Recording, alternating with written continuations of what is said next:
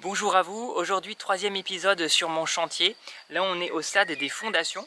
Donc ces derniers jours le maçon est venu creuser des fouilles. Donc en fait il a creusé toute la périphérie de la maison. Rapidement il a trouvé le bon sol puisque là c'est ce qu'on voit derrière, on est directement sur du rocher.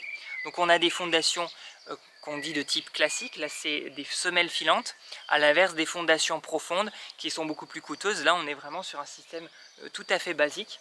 Et donc il a ensuite mis des ferraillages dans ces tranchées. Donc c'est ce qu'on voit dépasser ici. Et puis ensuite il a coulé du béton. Donc ces tiges en métal, elles serviront ensuite de liaison entre la fondation et les murs en béton. C'est par rapport à la norme sismique. En fait le béton il a une propriété très performante par rapport à la compression. Si on appuie dessus, il résiste très bien. Par contre, si on tire dessus, il casse. Donc c'est pour ça que le métal lui apporte ce complément. Donc on aura du métal un peu de partout dans les murs en béton. Donc ça c'est la norme sismique qui veut ça. Ce qu'on voit aussi ici, c'est les réseaux.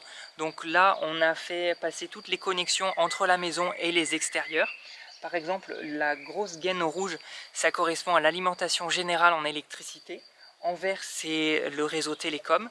Et puis les trois petites gaines rouges, c'est les alimentations diverses qui vont de la maison vers l'extérieur, par exemple pour l'alimentation du portail ou des luminaires. Et puis, je ne sais pas si vous le voyez bien, mais il y a aussi une tige en cuivre qui dépasse. Ça, c'est l'électricien qui l'a posé et ça correspond à la prise de terre.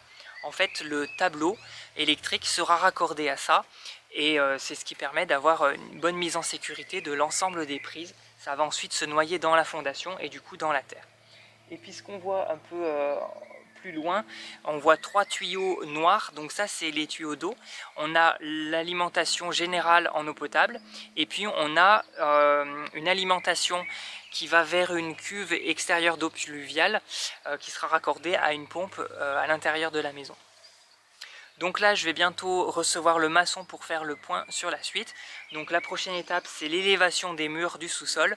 Et donc, je vous donne rendez-vous dans le prochain épisode. Bonne journée à vous, à bientôt, ciao!